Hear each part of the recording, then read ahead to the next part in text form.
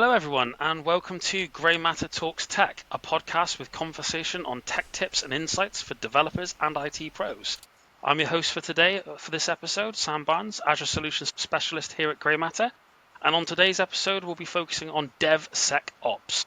Now, I'm pleased to say that joining me on today's discussion, we have some absolute titans, one being our security in-house guru and my colleague, Scott Harrison, and Black Marble's DevOps specialist, Richard Fennell. Hello, guys. Hi. Hey, Sam. So, I suppose just to kick things off then, for the folks listening and watching this, is for you, Richard. I wondered if you wanted to just start kicking things off to explain what DevSecOps actually means, how it typically is different from maybe traditional DevOps, because we're hearing a lot of times at the moment, aren't we, things like shift left mentality, and how that's actually crucial for developers especially. Well, the first thing I'd actually say is DevSecOps shouldn't really exist, in that you should be doing it anyway. It should be part of your standard DevOps process, and it seems to have grown in the telling in the market that people are talking about. Oh, we must have a DevSecOps policy or process, but really it's just good DevOps practice that we're talking around. You mentioned left shift, in the sense it's the old adage that you find a bug in production, it costs a fortune. If you find it during development, it's loads cheaper. And it's a sliding scale between the two. We want to do exactly the same for security issues. So we want to left shift, i.e. move things away from finding out you've got a security issue in production to finding it out in testing or development, if at all possible. In the same way, we try to do the same with our testing. You don't wait to deploy the thing and then test it. You want a layered suite of tests that can be run by the developer through your various deployment environments, doing the testing as early as is practically possible. And the security stuff is really another form of testing in many ways. You're testing the security aspect of the product as opposed to the functional aspect. Yeah, that makes perfect sense. And I guess, would you agree with that, Scott? Because I guess you typically come at this from more of a production sense, right? And I suppose if it's not been done early on, it can have massive repercussions, and you often kind of butt heads with those, right? Yeah, absolutely. And, I agree with Richard on all those points. And I think security now, it shouldn't just be a checkpoint anymore. It's a culture. And when you look at what does that actually mean, it's not your security team being gatekeepers. It's meaning every developer is a security champion when it comes to not just the development, but for me, all aspects of the business. Not doing things in a sort of annual channel way. So, yes, annual penetration tests are good, but really you should be thinking about a continuous security validation.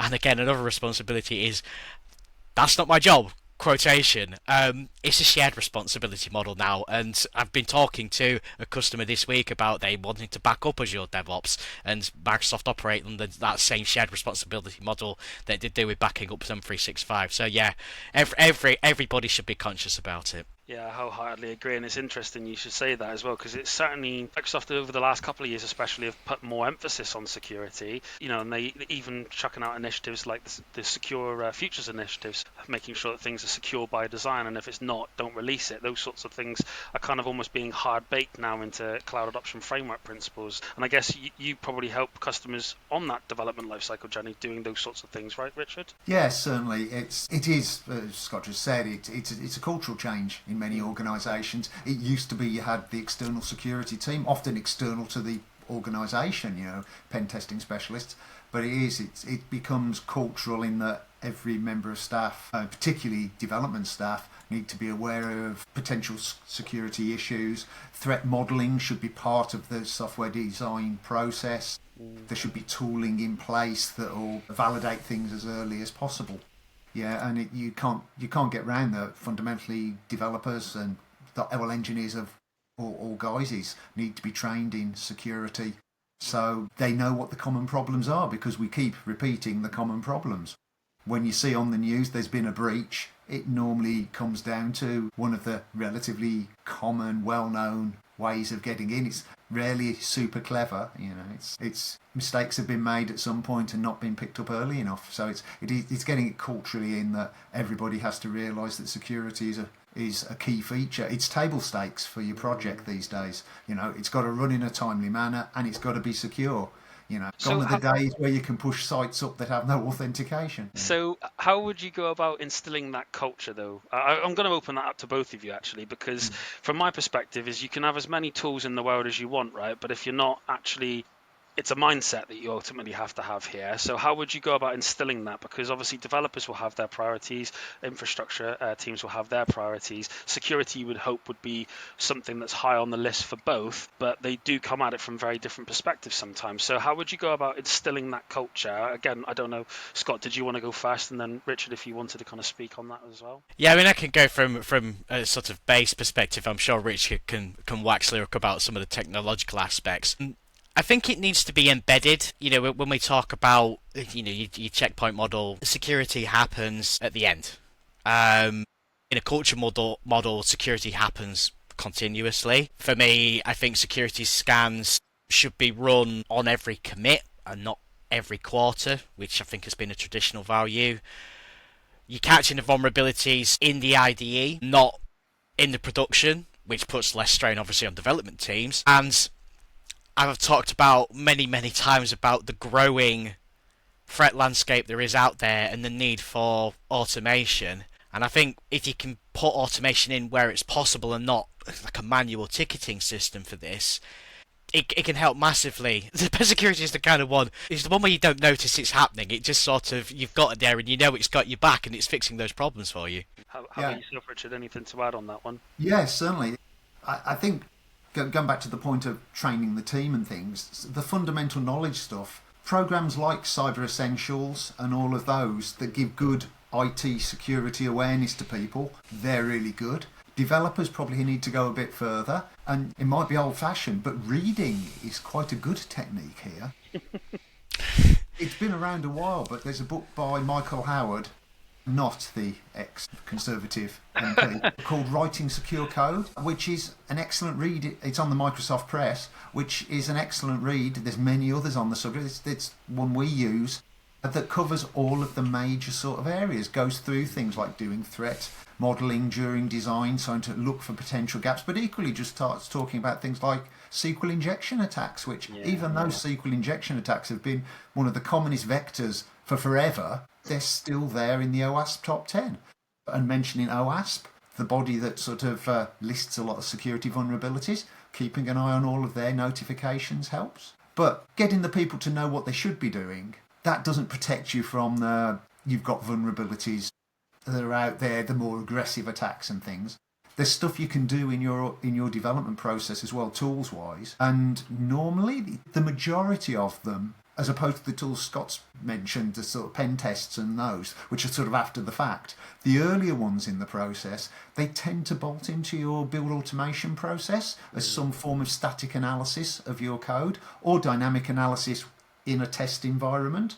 But the static analysis ones, I think, fall into two broad groups. There's ones that look at the dependencies that you are consuming in your application, the open source modules, npm packages, NuGet packages, dependent on the environment you're in. And it looks against central databases for known vulnerabilities in those packages you've got. So a tool can look at the package and say, oh, you're using this package version 1.7, that's got a known vulnerability, but it's fixed in 2.2.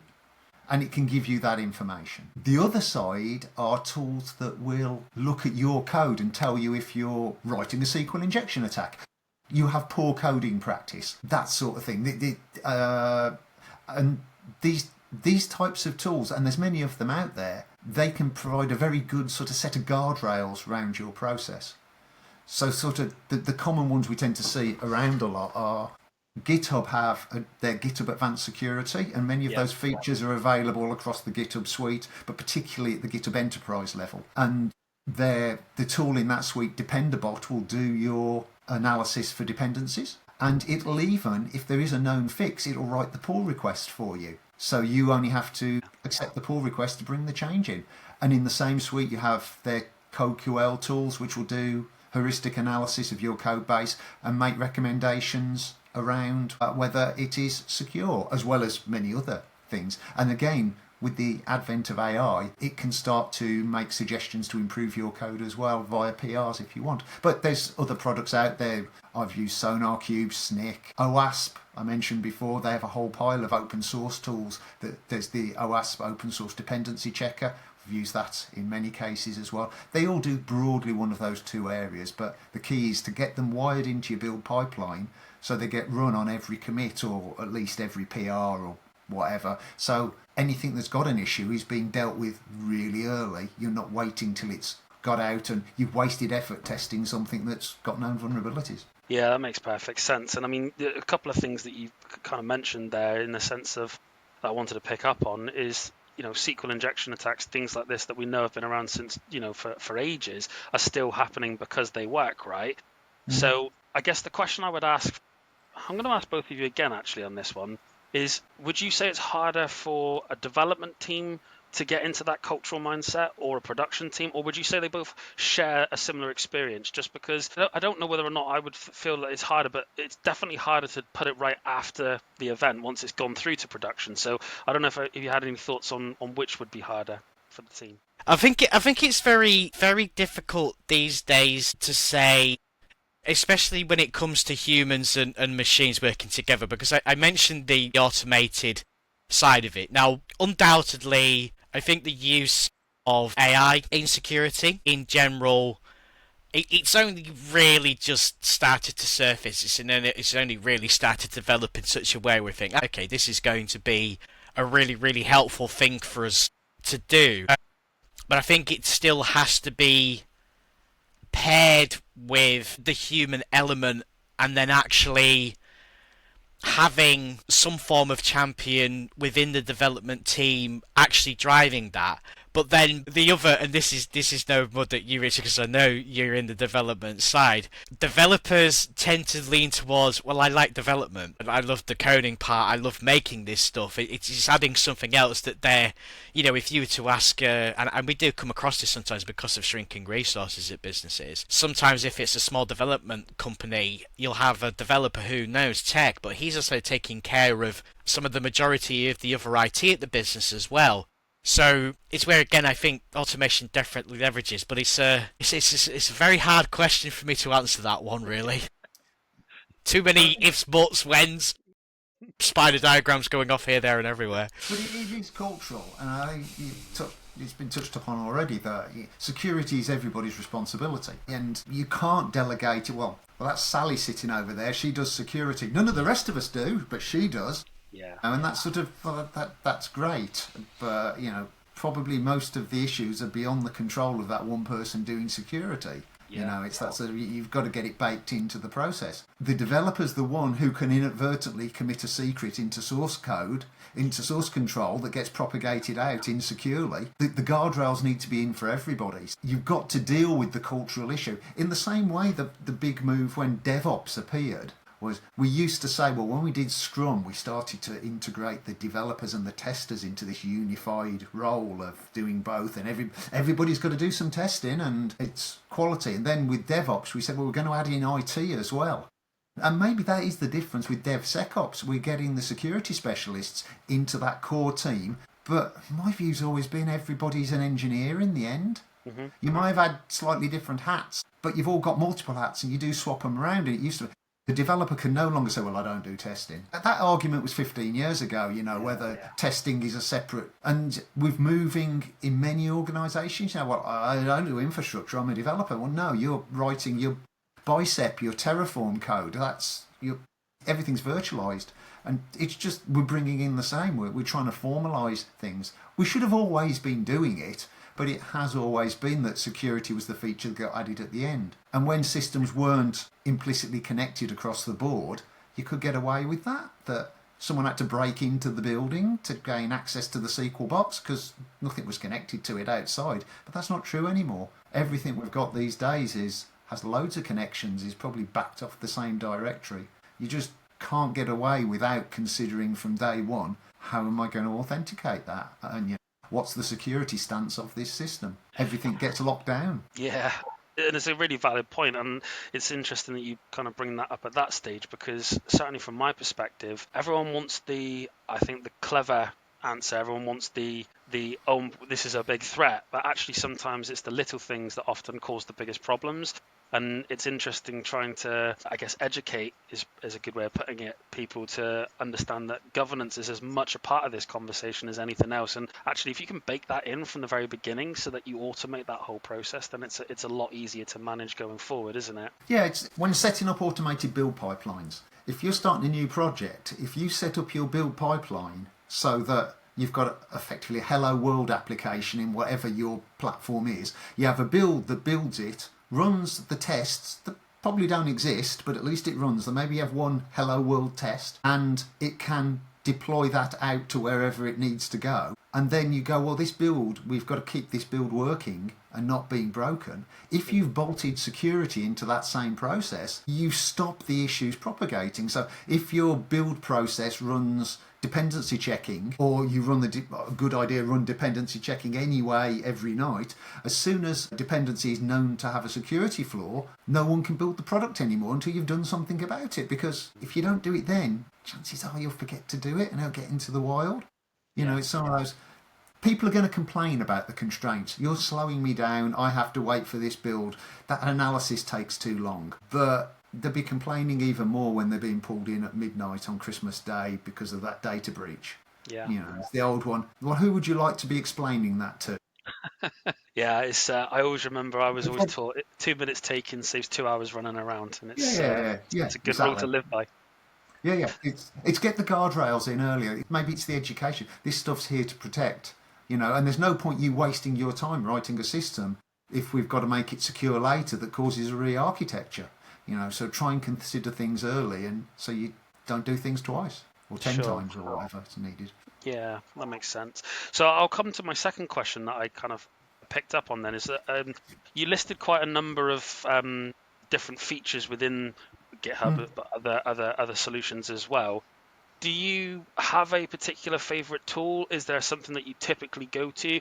Do you mix and match? And if so, how do you balance that? How do you know what's the right mix? Is it just based on what you're trying to achieve at that given moment, or do you have a go-to? It's a mix and match, is probably true, but I think that could be a product that I go out to a lot of different people, and they've already invested in various different real estate solutions. So it's I've got to live within there. If I was looking for a one-stop shop and I was on GitHub Advanced Security is a really strong contender because it does the dependency analysis. It does it really well with Dependabot. We've got the very rich code analysis if we need it, and it does secret scanning. And it will block. It can warn us if we've inadvertently committed a secret, which is really useful. As soon as we start to, if you're not completely in the ecosystem of GitHub, and we've got Azure DevOps in there or GitLab or whatever, GitHub Advanced Security can still be an option. There are SKUs that will allow it to talk to Azure DevOps, but we're starting to look at the wider range in there. If people have got nothing, where I often start, and budgets are tight, which they often are, I tend to look at the OWASP dependency checker as a nice tool that you can run it from the command line or run within any automated build system that will check your dependencies. And that's probably the area that's the hardest for a dev team to deal with, because they're not their dependencies, they're not theirs. They don't know what they don't know. They don't know when they're out of date unless they're keeping actively on it. So that can be really useful to at least warn you that, you know, there's a vulnerability here, you've got an out-of-date module there, and that's half the battle. After that, the one we've used historically for a long time was the SonarQube Sonar Cloud system, which is for static analysis, so look for your SQL injection attacks and the like, and things like that. The nice thing about that product, it gives you a measure over time, so you can actually see if your code's security stance is improving. You can sort of prioritise the issues it finds, and because if you try and fix them all on one day, it's never going to work. But if you go every sprint, I'm going to try and I'm going to deal with all the hypercritical ones, but the lesser ones, I'm just going to knock a few off each sprint, and you'll slowly see it trending down. But then there's no end of other products out there, and I'm sure Scott can talk better on all of the ones that are around the dynamic analysis that you can only use once the things are deployed, at least to test and stuff like that. And I bump into a lot of those with customers, but they've often been very much their choice as to the ones that they're using, but they're a rich ecosystem, but I often wonder whether some of the problems can be found sooner, as we said.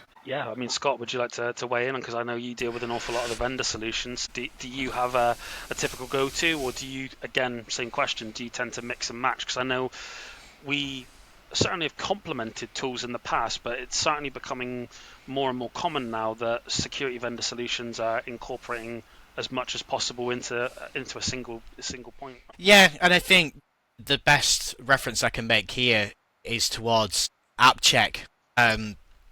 Around that automation piece, they have a security platform that provides DAST, or dynamic application security testing, and abbreviate that as we always try to. And it is for web applications, APIs, infrastructure, and cloud-based environments. I know we've obviously mentioned a lot here GitHub, and we've used the word Azure DevOps sometimes, but it's being mindful that this will also work with things like Jenkins and TeamCity as well. And it integrates directly into the test stage of the software development lifecycle pipelines. And it will do scanning of all the APIs, and in terms of protecting against vulnerabilities or known 0 days, they cover about 100,000 known versions of those. And it just fits really well, because what you're going to get with using, it's great that native tools are there.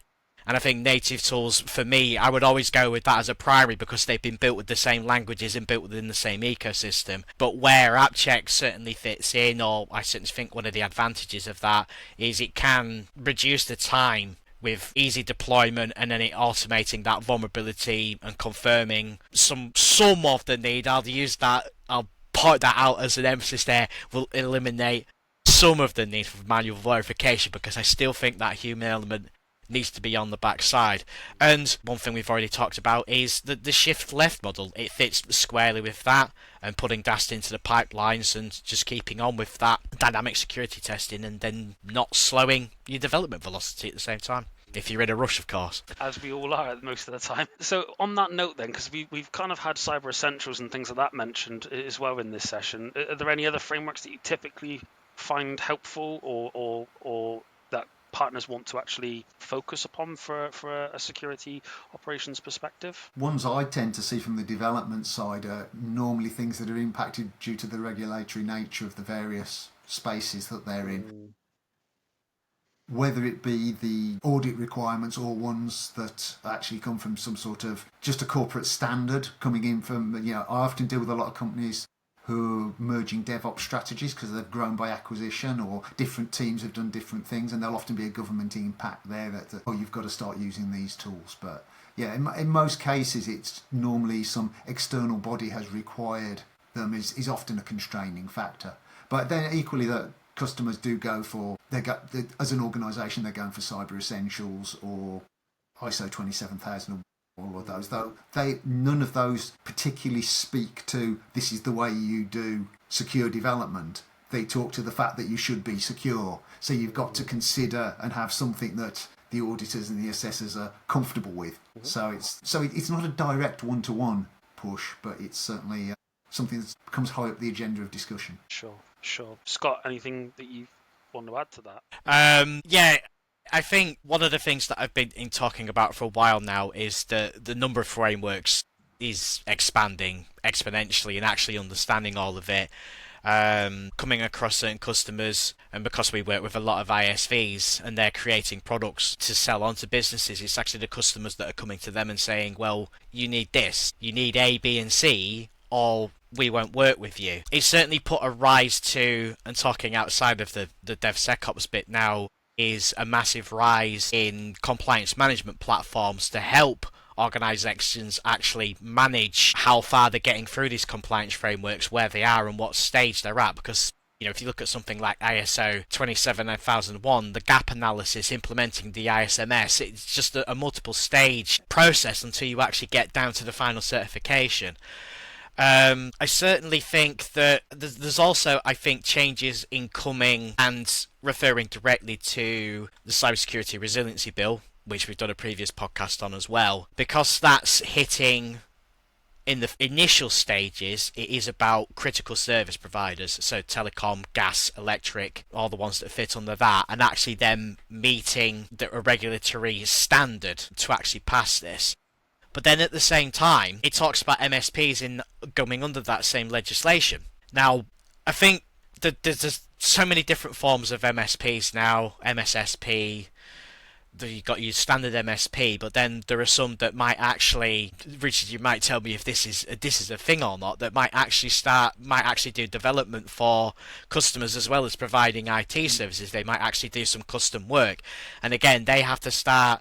They might not have been thinking about that so far because, okay, can you just write us a bit of code to do this? And it might be a simple reporting application for a customer that they look after the IT for, but something like the CSR bill is going to suddenly make them realise, actually, are we at that baseline? Are we at the recommended standard? And I think as an ISV as well, some of these compliance schemes, it makes you a more attractive proposition if you're actually announcing, well, we work to this standard, we've got examples, we've got the evidence there to say this, then ultimately it keeps the customer in a state of mind where they're feeling safe to work with them as well. Yeah, that makes sense. And I guess from my perspective as well, when it comes to sort of helping manage these sorts of things and looking at frameworks, and I suppose kind of blending the development space and the production space as well, it's actually trying to find tools that unify that, right? So Defender for Cloud is a great example of that, in that you can connect it up with your DevOps or your GitHub environments, and again, just get those baseline recommendations for security, and that's probably a really good place to start as well. So yeah, it makes complete sense, and certainly what I would look to do if I was starting out. Well, it is something that we see with the DevOps talks around that, it's a circle in that you write code, you test it, you deploy it, you monitor it in live. What you get from monitoring in live tells you what the next stage of development should be. And historically, we looked at that as being sort of, you'll run something like App Insights, and it'll tell you whether this feature's being used, or if there's lots of SQL errors coming from here, it's slow, we need an index. But it should equally be pushing in the output of all of your security tools as well. We're seeing a lot of this form of attack, well, maybe we should make some investment there about it, maybe we need another proxy in the way, maybe whatever. It's that sort of informed loop, virtuous loop, that the tools that we've got monitoring in production are telling us you've got vulnerable dependencies. They weren't vulnerable last week, but they're vulnerable now. So you need to do something about it. You can't just push something out there and leave it for umpteen years. Vulnerabilities appear because there's new technologies available. And that mirrors exactly, if I think about endpoint security and EDR, XDR, then that process is exactly the same. It's that constant 360 cycle of detect, investigate, and then remediate. And it doesn't stop. It never stop. The wheels never stop spinning. No, sadly a bit of a cat and mouse game, but that's the game we play, right? So would you say that there's any particular bumps in the road or pitfalls that potentially customers typically fall into? I mean, Richard, from a dev space, I'd imagine you probably see 2 or 3 in your time. Is there anything that you find is a common mistake that partners make? Ignoring security is the big one. I think it always roots back to that, is that we'll do it later. We'll just get that first version up. We'll worry about the logon and the authentication. We'll deal with that later. Not running with least privilege, which is always a problem in dev. It's not helped by the fact that on a developer's own machine, that many of the developer tools, Visual Studio historically, needed to run as admin, otherwise it just didn't work in a lot of scenarios. A lot of things you were doing, you couldn't attach debuggers and all of those sort of things. It's much improved these days, but it is that it sort of pushes down that route that, well, security is something I'll do a bit later. We won't do that straight away. And as we already said, you need to sort of get past that mindset and start doing it from day one with all of those things. I'd say that's the biggest takeaway. Whether it be explicitly ignoring it because you've chosen to ignore it, or a sort of the ignoring through just didn't really consider it. Aside it's not malicious ignoring, if you know what I mean. It's just sort of someone was screaming for the new business feature. And you could get something done a sprint faster, a day faster, an hour faster because you ignored the security. But are you going to pay a price for that at some point down the line? And that's the biggest pitfall, not doing it. I think from my perspective, it's sometimes, and this is a very real danger in some institutions, is that they try and make security the responsibility of just one individual. Like that's the security specialist, that's what they'll do. Yeah. But actually it's a team effort, and it's about making sure that, you know, John, who might be on the front desk and doesn't have anything technical about him but is going to interact with things in the outside world, needs to have as much information about security and awareness as much as the developer that's implementing security best practice in the actual code. So I mean, Scott, have you got anything that you typically see as a normal mistake that you kind of bump into? I appreciate yours is more on the production side, but again, Yeah, you talk to different customers and they say we had this happen or we found this, and something that's I think actually, considering I've been at Grey Matter nearly 9 years now, I think in the first year we had a vendor come in and talk about open source vulnerabilities and dependencies, and there was one customer saying, you know, they'd actually had a development team in house and then outsourced, and what they found was that they'd not really tracked in terms of the packages that were being used. So they were blindly trusting packages without verifying them before they'd moved to this new development company. And Richard, I think you mentioned the excessive permissions and access, sharing accounts instead of using individual credentials, and things like service accounts with admin access. And the final one on top of this, which again I always say make it top of conversation, if MFA is available, use it. There's so many cloud-to-cloud services now, such as Jira, Atlassian, that you know is a cloud-based product rather than being physically on a server somewhere like TFS used to be.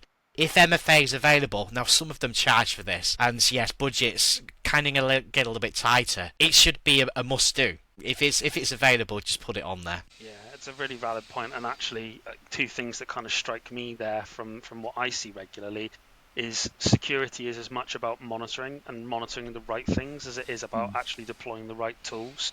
So I mean, that kind of makes perfect sense of what you said there, Scott. I just wondered if there's kind of, where would you suggest a business start if they've not done this at all before? Like, say for example, I mean, they'll have some form of security, but where would you typically say for them to actually start? Let's say that do they have to do any kind of assessment of where their current standing is, or is that something that they should be doing anyway periodically? I mean, Richard, from a dev perspective, what would you say? I think if they've done nothing, it is well worth looking at some form of training. And that doesn't need to be formal training. It is just the sort of read some books, go and have a look at the OWASP top 10 website. If you just search for OWASP top 10, you'll find it. And sit there and look at the top 10 issues and go, oh, we do that. We do that as well. Just look at books on security. There's plenty out there. There's many excellent sessions. If you just go and search around a lot of the conferences, like the NDC conference, the Microsoft, the Google conferences, that nearly all will have free to watch sessions on security. If you search for Troy Hunt, a lot of his sessions are up there. He's an excellent speaker on security from the developer side. But once you've got past that basic education, I'd say the quick win is probably get something that's going to do some dependency checking. Very few of us these days are writing code that doesn't make use of some sort of third-party open source tooling. Many of those things will have vulnerabilities. Make sure you know which ones are vulnerable and migrate away from the vulnerable ones. You can then start to extend that process in that going, well, just because it doesn't have a vulnerability doesn't mean you might not want to use it. And you might want to put constraints inside your organization as to what's allowed. You might want to have some sort of vetting process using the tools that Scott's been mentioning before it's allowed to be used. But those are steps down the road. If we're starting from nothing, talk about security internally in the team and at least start to get some form of static analysis into what you're shipping to make sure you're not bringing in dodgy stuff to start with. You know, and remember that, as I say, dependencies, just because it was good last week doesn't mean it's good this week. You've got to keep running those dependency checkers because security is a dynamic problem. Yeah, that makes sense. And I think from mine would be probably is unify what you've got, so where possible. So Defender being an obvious one, but even like Scott was mentioning just a moment ago about MFA is, you know, not just relying on a free tier of MFA and actually making sure that you've got it backed by an SLA, because a a lot of customers I speak to aren't aware that the Entra free tier doesn't actually have an SLA associated with it, and that could be the difference between having a problem and not having a problem from my perspective. So I think certainly doing that and then wrapping it all up in monitoring kind of makes the most sense. Scott, from yourself, where would you say would be kind of the common thing to start? I think it's exactly what Richard said. There's nothing different to add there.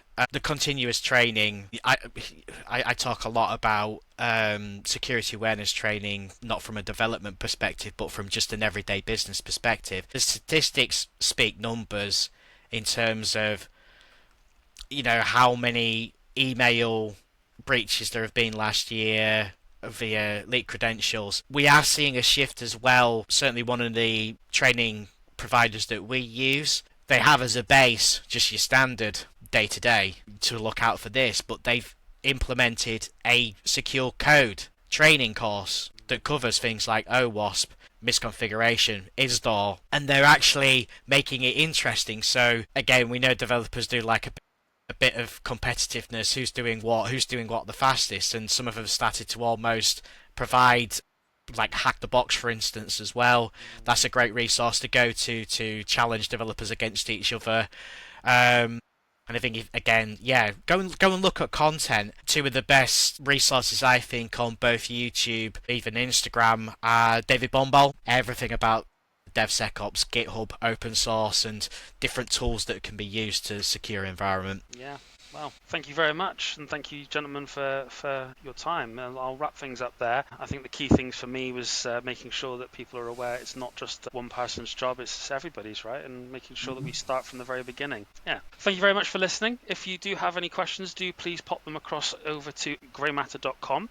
And in the meantime, keep your eyes and ears peeled for our next podcast, which is all going to be about the 8th layer of security and hacking. So it's goodbye from me, goodbye from Scott, and goodbye from Richard.